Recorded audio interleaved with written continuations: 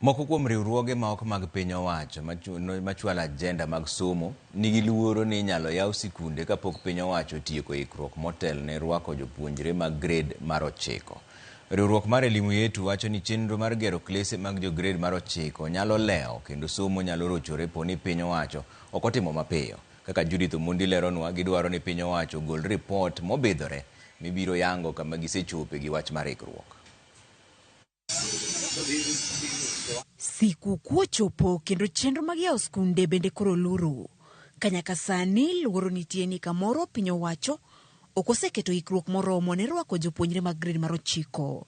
Ma kaluwore kod riwruok ma ok mar piny owacho mar elimu yetu makoni chenro mar gero klese 11,000 mane piny owacho lero ok dhi nyime maber. Some of us have witnessed actually some of the schools having been complete. So we have a situation, we know that not all of them have been completed. And what we are saying is that we are telling the government to expedite the process so that those classrooms can be ready come next year. And I think if we say that this transition is going to be smooth, I think we'll be lying. Because that same assurance was done when we were making that transition to grade 8.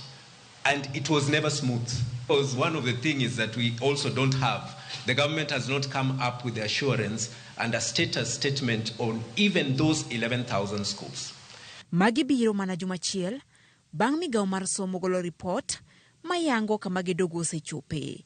Kaluwore gi lipodno, maromo klese 3,500 oseger, 7,500 osechopie 70%. Magi klese ma ogeri okang' ma okwongo ka itiyo kod silings bilion 11 mane ogole gero klese 11,000. Riwruok mar elimu yetu koni somo kosebedo makare junior school gikoni kata jopuonj ma ichwalo ywak ni ok gilonye puonjo kit somo moko gino magidwa ni piny owacho rangi e kinde ma irwako jograde mar 9. The sensitization of parents and learners on the transition is essential in avoiding confusion, especially come early January. Also, we are requesting the government to recruit qualified teachers as per pathways to avoid the kind of challenge that we are witnessing at the junior school level of teachers handling subjects not of their specialization. Kakata mana report mane ugol, task force report, bende gikoni nitie pende ma ok ketie tim nyaka ketgi chike. Part of it is being implemented. Another part, there is no way it can be implemented apart from legal reforms or legal changes being made.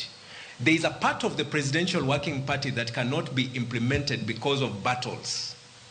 For example, when there is a recommendation that to take ECD to the national government, there is bound to be a battle by the Council of Governors. This is something that will be there. Chenro manyien mar CBC osebedo kod dang'ni maka kod kacha e bwo telo mar jotelo 4 ka jatelo masani Julius Ogamba temo chopo kama onyalo.